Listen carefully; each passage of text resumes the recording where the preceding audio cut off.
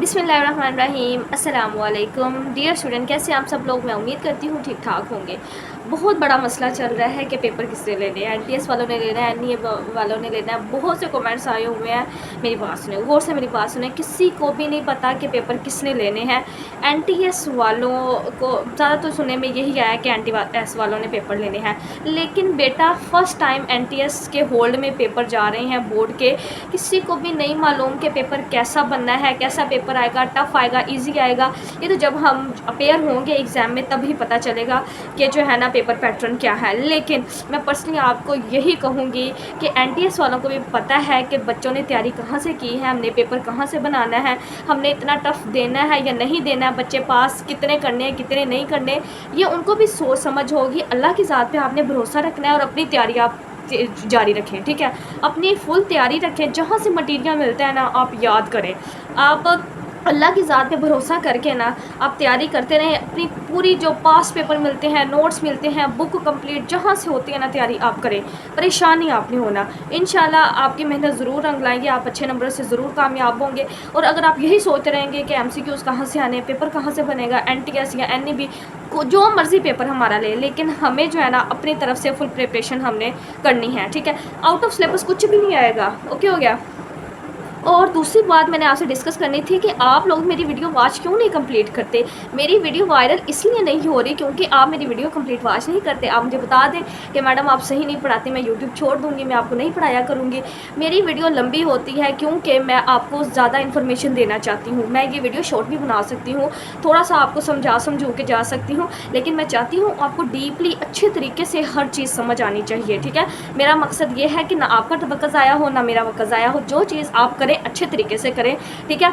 और एक्सप्लेन मैं इसलिए करती हूँ ज़्यादा कि आपके जहन में जो है ना अच्छे तरीके से बातें बैठ जाएँ। उर्दू में इसलिए एक्सप्लेन किया जाता है, तो आपको पता है टाइम तो फिर लगता है ना। तो आप मुझे बता दें काइंडली कि मैं क्या करूँ, मैं वीडियो अपलोड किया करूँ, पढ़ाया करूँ या ना पढ़ाया करूँ। आपको मेरे पढ़ाने का तरीका नहीं अच्छा लगता तो आप मुझे ज़रूर बताएँ।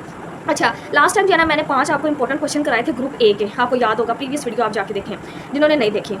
आज मैं आपको कुछ ऐसे इंपॉर्टेंट सवाल कराऊंगी with detail explanation with Urdu translation, और आप वाकई कहेंगे कि मैडम आपने जो सवाल हमें करवाए हैं ना वो ही पेपर में आए हैं।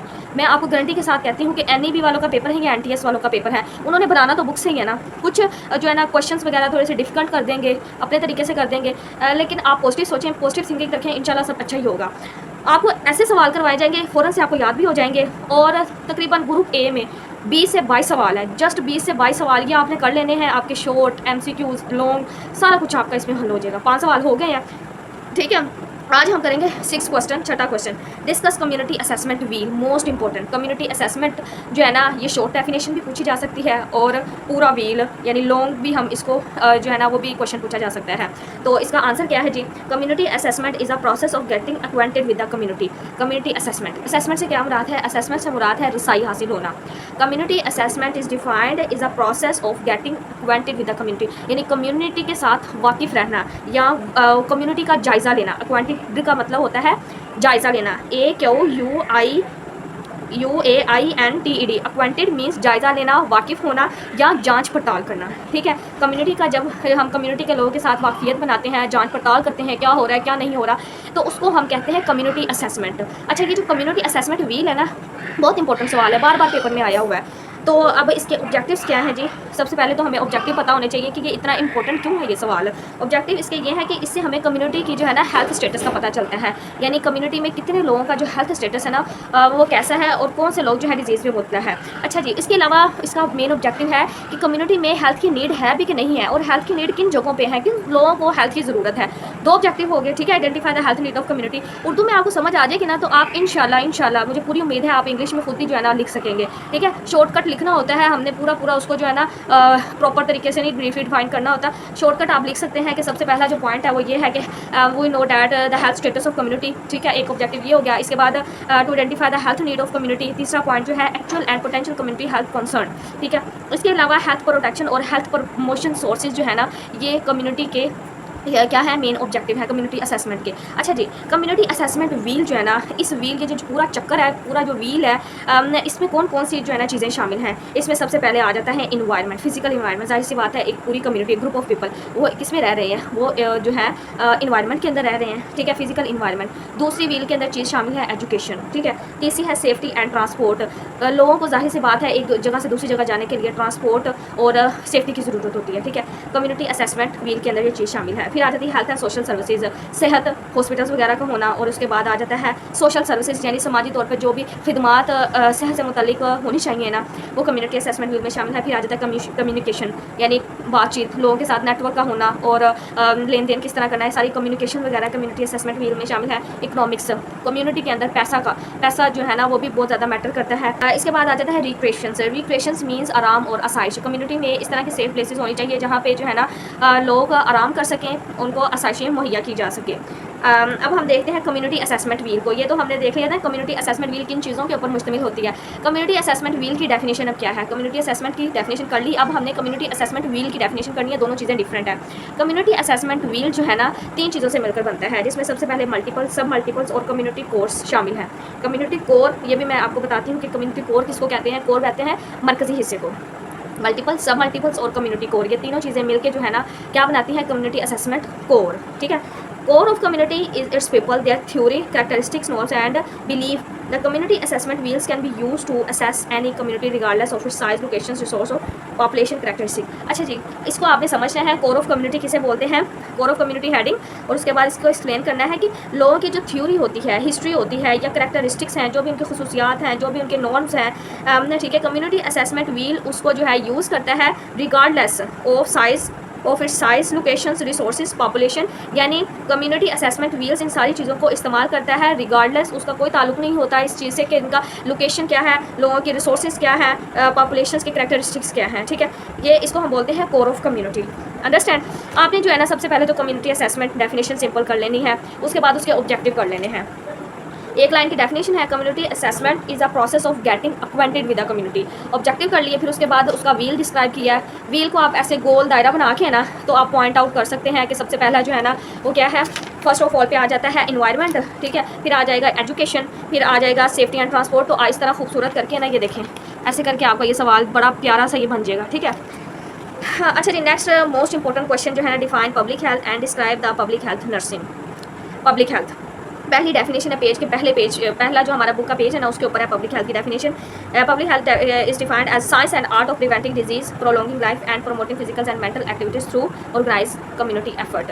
मुझे नहीं लगता कि इस डेफिनेशन को एक्सप्लेन करने की जरूरत है क्योंकि काफ़ी दफ़ा मैंने इसको समझा दिया है। अच्छा जी, इसके बाद उन्होंने पूछा है पब्लिक हेल्थ नर्सिंग को डिफाइन करना है। अच्छा, public health nursing is the practice of promoting and protecting the health of population using knowledge from nurses and social and public health sciences. Public health nurse एक ऐसी practice है, एक ऐसी कोशिश है जिससे जो है ना नर्स जो है वो प्रमोट करती है और प्रोटेक्ट करती है हेल्थ ऑफ पॉपुलेशन, यानी जो पॉपुलेशन जो लोग हैं, इन्वायरमेंट में जो भी लोग रह रहे हैं उनकी हेल्थ को प्रमोट करना, प्रोटेक्ट करना, ठीक है। ये पब्लिक हेल्थ नर्स है का काम है। यूजिंग नॉलेज फ्रॉम नर्सिंग से जो वो नॉलेज हासिल करती हैं, नर्सिंग से जो चीज़ें वो हासिल करती हैं, ठीक है। अच्छा, यूजिंग नॉलेज फ्रॉम नर्सिंग, ये चीज़ें वो कहाँ से हासिल करती हैं, ये नॉलेज कहाँ से लेती हैं, नर्सिंग, यानी जब वो नर्सिंग कर रही होती हैं उस डिग्री से ये चीज़ें हासिल करती हैं। And social and public health sciences, यानी सोशल, समाजी, यानी माशरे में जो उनको नॉलेज प्रोवाइड किया जा रहा है, माशरे से जो मिल रहा है, और पब्लिक हेल्थ साइंसेज से जो नॉलेज मिल रहा है, इन सारी चीज़ों को वो यूज़ करके हेल्थ को प्रमोट कर रही हैं, प्रोटेक्ट कर रही हैं। ओके हो गया। अच्छा जी, ये जस्ट पब्लिक हेल्थ नर्सिंग की डेफिनेशन और पब्लिक हेल्थ को हमने जो है ना इसमें डिस्क्राइब करना है, मोस्ट इंपॉर्टेंट है। अच्छा जी, steps of public health nursing. अच्छा, नर्सिंग के जो है ना कुछ स्टेप्स हैं, पब्लिक हेल्थ नर्सिंग के कुछ स्टेप्स हैं, वो भी इसके अंदर ही डिटेल में एक्सप्लेन करने हैं क्योंकि लॉन्ग क्वेश्चन है। तो स्टेप्स में सबसे पहले आ जाता है, यानी पब्लिक हेल्थ नर्स क्या, सबसे पहला उसका स्टेप क्या होता है, यानी असेसमेंट एंड एनालिसिस।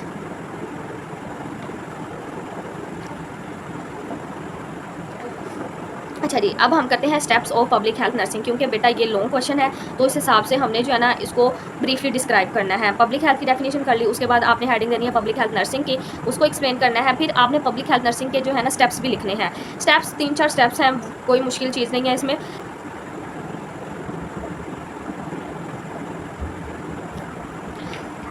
अच्छा जी, अब हम बेटा करते हैं steps of public health nursing. अच्छा, सबसे पहला स्टेप जो है नर्स का वो होता है असेसमेंट एंड एनालिसिस। दूसरा स्टेप है program making, partnership, communication, leadership, professional responsibility. ये वन बाय वन जो है ना, इन सारे स्टेप्स को आपने जो है ना अच्छे से याद करना है। सिर्फ नाम याद कर लें और अंदर थोड़ा थोड़ा एक्सप्लेन कर देना है। असेसमेंट कहते हैं रसाई हासिल होना, यानी पेशेंट का आपको पता होना चाहिए कि पेशेंट को कौन सी बीमारी है और इसका इलाज किस तरह करना है। दूसरा जो है ना प्लानिंग बना करना, ठीक है। फिर पार्टनरशिप मीन्स टू से कि जब आपको पता चल जाता है कि पेशेंट को हमने ये ट्रीटमेंट देनी है तो हम दूसरी नर्सेस और या दूसरे स्टाफ को इन्वॉल्व करते हैं, पार्टनरशिप से काम करते हैं। फिर आ जाता है कम्युनिकेशन, एक दूसरे के साथ बातचीत करके पेशेंट्स को से जो है ना वो डिस्कशन करके उसको थोड़ा सा गाइड करके कम्युनिकेट वगैरह करके फिर हम उसको जो है ना लेके चलते हैं। तो ये सारे स्टेप्स हैं। फिर आ जाता है लीडरशिप, यानी रहनुमाई की सलाहियत, यानी हमने स्टाफ को किस तरह जो है ना उसको गाइड करना है कि आपने क्या क्या काम करना है, किस किस टाइम करना है। प्रोफेशनल रिस्पॉन्सिबिलिटी, यानी ये जो सारी जिम्मेदारियां हैं ना, किस तरह हमने इसको परफॉर्म करना है, ये सारी चीज़ें पब्लिक हेल्थ नर्स में शामिल है। ये इसके स्टेप्स हैं, वन बाय वन आपने याद करने हैं। अच्छा जी, नेक्स्ट मोस्ट इंपॉर्टेंट क्वेश्चन है right the responsibility of community health nurse. Community health nurse की क्या क्या जिम्मेदारियां हैं, खुद सोचें कि एक जो LHV है या कम्युनिटी हेल्थ नर्स है उसकी क्या क्या जिम्मेदारियां हो सकती हैं। मैं तो आपको बताऊंगी 8-9 जिम्मेदारियां हैं, लेकिन आप खुद भी सोचें कि एक डॉक्टर, एक नर्स या एक मिडवाइफ जो है वो क्या क्या जिम्मेदारियां सर अंजाम दे सकती हैं। सबसे पहले तो उसका जो है ना, उसके पास स्किल्ड नर्सिंग केयर होनी बहुत ज़रूरी है, यानी उसके पास हुनर होना चाहिए।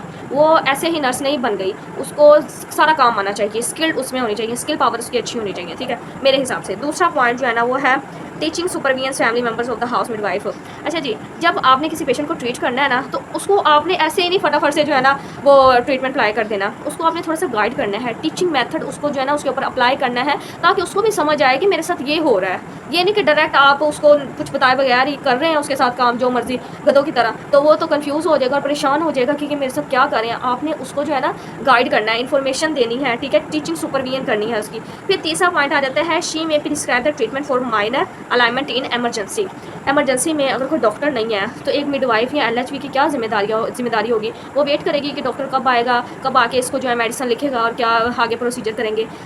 उसके पास इतनी स्किल तो होनी चाहिए ना कि वो जो है ना ट्रीटमेंट प्रिस्क्राइब कर सके, थोड़ी बहुत माइनर अलाइनमेंट्स को जो है ना वो हल कर सकें, उसको मैनेज कर सके, ठीक है। इसकी रिस्पॉन्सिबिलिटी है take care of disable peoples and help them to prevent complication. Disable people यानी वो लोग जो बीमार हैं उनको टेक केयर करना, उनकी हेल्प करना, उनको कॉम्प्लिकेशंस पेचीदगियों से बचाना, ये सारी जिम्मेदारियां क्या है एक नर्स की, पब्लिक हेल्थ नर्स की जो है ना, कम्युनिटी हेल्थ नर्स की जिम्मेदारियां हैं, ठीक है। फिर आ जाता है report to physician doctor about the decision and follow instruction. जो भी पेशेंट के साथ हो रहा है, जो भी आपने ट्रीटमेंट उसको दिया है, आपने सारा कुछ डॉक्टर को ज़रूर बताना है। ये नहीं हो कि डॉक्टर को किसी चीज़ का पता ही नहीं है और जो है ना आपने थोड़ा बहुत इमरजेंसी ट्रीटमेंट उसको दे दिया। आपने डॉक्टर को लाजमी गाइड करना है कि आप शायद हो सकता है आपने मिस्टेक कोई की हो, तो अगर आप डॉक्टर को बता देंगे तो वो आपके लिए ज़्यादा अच्छा होगा, वो उसको क्योर आउट कर लेगा, ठीक हो गया। Find out the social problem of family and accordingly help them. Social problems से ज़रा आप दूर ही रहें, ठीक है। फैमिली के सोशल प्रॉब्लम्स को फाइंड आउट कर लें, करना है नहीं करना तो ना करें, कोई इशू नहीं है, इतना ज़रूरी नहीं है। Maintain the certain necessary statics and record रखना पेशेंट का बहुत ज़रूरी है। अक्सर ये ऐसा होता है कि हॉस्पिटल में फसाद क्यों पड़ जाता है कि पेशेंट का रिकॉर्ड गायब, पेशेंट आया है कि मुझे बताएं कि रिकॉर्ड मुझे वो सारा कुछ दें, मेरी रिपोर्ट्स वगैरह, तो वो जो रद्दी में चली जाती हैं। रिकॉर्ड एंड रिपोर्ट्स स्टैटिक्स, ये मैथमेटिकल कैलकुलेशन जो होती है इसको मेंटेन रखना बहुत ज़रूरी है, ये आपके पास होनी चाहिए, ठीक है। एक नर्स को पता होनी चाहिए पेशेंट के साथ जो भी वो मामला चल रहा है ना और कर रही है, ठीक है, उसका रिकॉर्ड होना चाहिए, ठीक है। Amplify participation in nursing study related to health, nursery study इसमें पार्टिसिपेट करना ये कम्युनिटी हेल्थ नर्स की जिम्मेदारी है, ठीक है। यानी बच्चों की तालीम, बच्चों के बारे में उनकी हाइजीन यानी इम्यूनिटी वगैरह, बच्चों से रिलेटेड जो नर्सरी से रिलेटेड काम है ना, ठीक है, इसके हवाले से भी उनकी जिम्मेदारियां हैं। अच्छा जी, ये हो गया। आपके पास अगर टाइम है तो आप जो है ना इन पॉइंट्स को थोड़ा थोड़ा जो है ना एक्सप्लेन भी कर सकते हैं, इससे क्या होगा नंबर अच्छे आएंगे आपके, ठीक है। लेकिन टाइम इतना पेपर में होता नहीं है, सो आपने जो है ना जब आप फ्री हो बिल्कुल आपने पेपर कर लिया हो, लाइन आप एक एक छोड़ दें, फिर इसको थोड़ा थोड़ा एक्सप्लेन कर दें, ठीक हो गया। अच्छा जी, नेक्स्ट मोस्ट इंपॉर्टेंट क्वेश्चन है what are the main responsibility of LHV in maternal health care. Maternal health care very easy topic है। अच्छा जी, LHV की क्या जिम्मेदारियां हैं। सबसे पहले तो ये है कि identify register and examine the pregnant women and provide the prenatal care. LHV सबसे पहले जो मैटरनल हेल्थ केयर कैसे प्रोवाइड करेगी कि वुमेन का पता चलाना चाहिए कि वो प्रेग्नेंट है कि नहीं है, ठीक है। आइडेंटिफाई करना है अपने एरिया में कि कौन कौन सी औरत प्रेग्नेंट है, ठीक है। फिर उसको एंटीनेटल केयर प्रोवाइड करना, प्री नेटल केयर प्रोवाइड करना। एंटीनेटल प्री नेटल जो है ना, एक ही मतलब है ड्यूरिंग प्रेगनेंसी जो हम और बच्चे की केयर प्रोवाइड करते हैं ना, उन दोनों को, उसको हम एंटीनेटल केयर बोलते हैं। सबसे पहले क्या करना है, असेसमेंट या आइडेंटिफिकेशन। दूसरा जो है ना, provide the counselling on immunization, nutrition, breast feeding, hygiene and self care during pregnancy. हमने उसको गाइड करना है, इन्फॉर्मेशन देनी है कि आपने अपनी हाइजीन किस तरह जो है स्ट्रॉन्ग रखनी है, इम्यूनाइजेशन आपने इम्यूनिटी किस तरह अपनी अच्छी रखनी है, कौन कौन से आपने जो है ना इंजेक्शन कब कब लगवाने हैं, इससे इम्यूनिटी आपकी और बच्चे की जो है ना इम्यूनिटी उसको ताकत मिलेगी। फिर ब्रेस्ट फीडिंग के बारे में कि बच्चा जैसे ही पैदा होगा आपने उसको कोई और दूध नहीं देना, अपना ब्रेस्ट मिल्क देना है। ब्रेस्ट मिल्क के ये फ़ायदे हैं, ठीक है। फर्स्ट मिल्क जो है वो उसको क्लोस्ट्रम कहते हैं, उसको समझाना है सारा कुछ, ठीक है। सेल्फ केयर देनी है। अच्छा जी, तीसरी जो उसकी रिस्पॉन्सिबिलिटी है, plan for and preparation the pregnant women for delivery in the women और हॉस्पिटल। ये तो पहले पॉइंट आना चाहिए था कि जाहिर सी बात है कि जब डिलीवरी हमने पेशेंट को डिलीवरी के लिए सेटिस्फाई करना है कि आपने होम अपने घर में करवानी है या हॉस्पिटल करवानी है, या केस किस तरह का है आपका, ये सारा कुछ हम एंटीनेटल केयर में ही जो सारा कुछ देखेंगे ना। फिर उसके बाद ही हम ब्रेस्ट फीडिंग पे जाएंगे। ये चीज़ आपने पहले लिखनी है। प्रेग्नेंट वुमन को सबसे पहले तो हमने डिलीवरी के लिए प्रिपेयर करना है। प्रिपरेशन के बाद जब बच्चा पैदा होगा फिर उसको हमने जो है ना breast feeding, nutrition, during pregnancy भी न्यूट्रिशन के बारे में बताना है और बाद में भी बताना है। न्यूट्रिशन अच्छी लेंगी तो बच्चे को दूध भी सही मिलेगा, नहीं तो थोड़ा थोड़ा माँ को दूध आता है और फिर वो कहते हैं कि हमारा तो दूध ही नहीं बच्चे पीते, तो बच्चे दूध कैसे पिए, जो दूध आएगा नहीं, हाँ उनको सही तरीके से न्यूट्रिशन ही नहीं मिलेगी, उनको मज़ा ही नहीं आएगा, ग्रोथ ही नहीं होगी, तो वो फिर खाक दूध पिएंगे, वो तो फिर लैक्टोजन ही पिएंगे आपके सामने। अच्छा जी, चौथा उसका क्या है जी, रिस्पॉन्सिबिलिटी पार्टिसिपेट्स इन और conduct labour as it is applicable. Labour को कंडक्ट किस तरह करना है, उसमें पार्टिसिपेशन एलएचवी की जिम्मेदारी है। डॉक्टर, एक सीनियर डॉक्टर अगर लेबर को कंडक्ट करवा रहा है ना, तो उसके पास उसको देखे जो भी काम करना है, यानी इंजेक्शन वगैरह लगाने हैं या बेबी को रिसीव आउट करना है, तो उसमें हेल्प आउट करें, ठीक है। ये उसकी जिम्मेदारी है। फिर आ जाता है make post home visit and provide educate rest nutrition care of mother and newborn during postnatal के। बच्चे की पैदाइश हो गई है, सारा कुछ उसको समझा समझ दिया, उसके बाद हमने होम विजिट भी करना है, बहुत ज़रूरी है। होम विजिट करके हम उसको देखेंगे कि क्या वो वाकई हमारी बातों पर अमल कर रही है कि कोई नहीं कर रही, ठीक है। उसको हमने रेस्ट के बारे में प्रोवाइड किया। छिले में जो है ना, प्यूपीरियम में 40 दिन तुमने रेस्ट करनी है, पानी के पास नहीं जाना, और ना ही तुमने जो है ना जो है वो बेहतियाती कोई करनी है। उसको सारा जो है फैमिली प्लानिंग वगैरह के बारे में भी गाइड करना है सारा कुछ, ठीक है। अगर उसका ऑपरेशन हुआ है तो फिर तो बहुत ज़्यादा उसको समझाना पड़ेगा, और अगर नॉर्मल हुआ है तो फिर तो वो शायद समझ जाए खुद ही, ठीक है। न्यूट्रिशन और मदर की केयर और बच्चे की केयर, बच्चों को साफ सुथरा रखना है, दूध और उसको दूध हजम किस तरह करवाना है, कमर पे जो है ना वो ऐसे मसाज करनी है, पेट पे उसको डकार आना चाहिए, ठीक है। तो ये सारा कुछ हम LHV की जिम्मेदारी है। Provide counselling and services for child spacing and reference for the family limitation. अच्छा जी, बच्चे के बाद बच्चा होना जो है ना ज़रूरी नहीं है। फैमिली प्लानिंग के बारे में किसने समझाना है, LHV ने समझाना है, ये हमारी जिम्मेदारी है।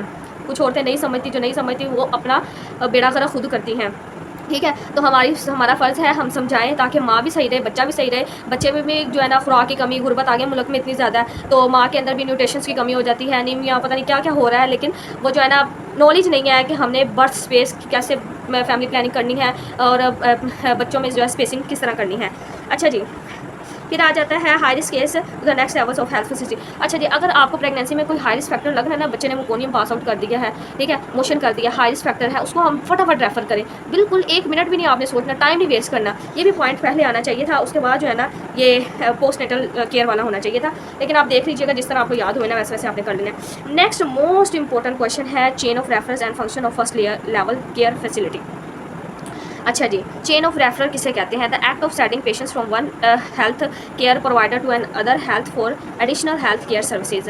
रेफरल का क्या मतलब है? चेन ऑफ रेफरल इसे कहते हैं, यानी एक हेल्थ केयर सेंटर से अगर पेशेंट का काम नहीं ना बना, यानी उसको जो है ट्रीटमेंट नहीं मिला, उसको आगे रेफर कर दें। आगे से भी कवर आउट नहीं हो रहा तो उसको नेक्स्ट किसी अच्छी जगह पे सेंड कर दें ताकि उसका ट्रीटमेंट जो है ना सही तरीके से हो जाए। इसको हम चेन ऑफ रेफरल बोलते हैं। सिंपल सी डेफिनेशन करनी है, उसके बाद इसके फंक्शन लिख देने हैं। अच्छा जी, फंक्शन क्या है जी? इसमें सबसे पहले तो आ जाएगा स्टाफ ऑफ BHU। अच्छा, फर्स्ट लेवल केयर को हम प्राइमरी केयर भी बोलते हैं। प्राइमरी लेवल केयर यानी पहली केयर जो कि हम पेशेंट को प्रोवाइड करते हैं, और ये कौन प्रोवाइड करता है? BHU सेंटर, यानी बेसिक हेल्थ यूनिट जो होते हैं ना, बेसिक हेल्थ सेंटर्स, वो प्रोवाइड करते हैं। ये क्या, इसकी सबसे पहली जो फंक्शन वो ये है कि वो प्रिवेंट करेंगे, डिजीज़ से प्रिवेंट करेंगे, प्रमोट करेंगे हेल्थ को, ठीक है। और ये तकरीबन जो है ना MCQs लाजमी याद करना है, 5000 से 10,000 पीपल्स, ये पॉपुलेशन को जो है ना कवर आउट करता है एक BHU का इदारा। 5000 से 10,000 MCQs, ठीक है, याद कर लेना है आपने कि इतने लोगों को ये कवर आउट करते हैं। तो इसके अलावा इसका जो है ना फंक्शन वो यही है कि BHU जो भी उनसे केस सॉल्व आउट नहीं हो रहे उसको नेक्स्ट सेंड कर देता है, और हेल्थ को प्रमोट करना, इमरजेंसी केयर प्रोवाइड करना, मैटरनल चाइल्ड हेल्थ, सारी चीज़ें वही जो आपके साथ पहले मैं जो है ना बयान कर चुकी हूँ। अच्छा जी, BHU स्टाफ में कौन कौन से लोग शामिल होते हैं ये भी आप ज़रा लिख देंगे तो सवाल ज़रा लंबा हो जाएगा और आपको अच्छे नंबर मिल जाएंगे। इसमें आ जाएगा मेडिकल ऑफिसर मेल, ठीक है, female health technicians, LHV dispenser malaria supervision, अच्छा सुपरवाइज़र है, फैमिली प्लानिंग वर्कर है। इसके अलावा आ जाता है TBA। TBA stand for, what is the stand for TBA, trend traditionals birth attendant, ठीक है, ये इसकी एब्रीवेशन है। चौकीदार आ गया, वार्ड बॉय हो गया, ठीक है, स्वीपर है, और दाई खाला या मासी वगैरह, ये सारी जो लोग हैं ना, ये BHU स्टाफ यानी बेसिक हेल्थ यूनिट वाले जो स्टाफ है ना, इनमें ये सारे लोग शामिल होते हैं। तो ये सवाल बहुत इंपॉर्टेंट है। नेक्स्ट जो है ना, मोस्ट इंपॉर्टेंट क्वेश्चन, वीडियो बहुत लंबी होती जा रही है, इंशाल्लाह नेक्स्ट करेंगे RHC and role of RHC, ठीक है। इसके अलावा कुछ शॉर्ट डेफिनेशंस हैं वो आपको करवाऊंगी, हेल्थ डिजीज़ इलनेस और हेल्थ एजुकेशन की डेफिनेशन हमने करनी है। अच्छा जी, कुछ बच्चे जो है ना MCQs के हवाले से बड़े परेशान हैं, मैडम MCQs कहाँ से आने हैं। तो MCQs का मैं आपको बताती चलूँ कि ये जो नोट्स है ना, इसमें मैं आपको दिखा दूँ, मेरे पास जो MCQs है ना सारे सोल्ड है। ये वैसे लाहौर बोर्ड में जो है ना ये कॉलम वगैरह नहीं आते, लेकिन फिर भी ये कॉलम में से जो है ना वो MCQs वगैरह हमारे लिए बन सकते हैं। मैं आपको फिलिंग द ब्लैंक्स भी दिखाती हूँ जो कि सारी सोल्ड है। तो ये नोट्स आपके लिए बहुत हेल्पफुल रहेंगे अगर आप जो है ना इनको करते हैं। ये देखें, ये सारे सोल्ड है MCQs, सारे निशान लगे हुए हैं, ये आप देखें। तकरीबन ग्रुप A के MCQs है ना 200 से 300 MCQs हैं। अगर आप ये कर लेते हैं ना तो आपका तो आराम से पेपर हल हो जाएगा अच्छे नंबरों के साथ, ठीक है। इसके अलावा जो इसकी फिलिंग द ब्लैंक्स है ना वो भी मैं आपको दिखा दूँ।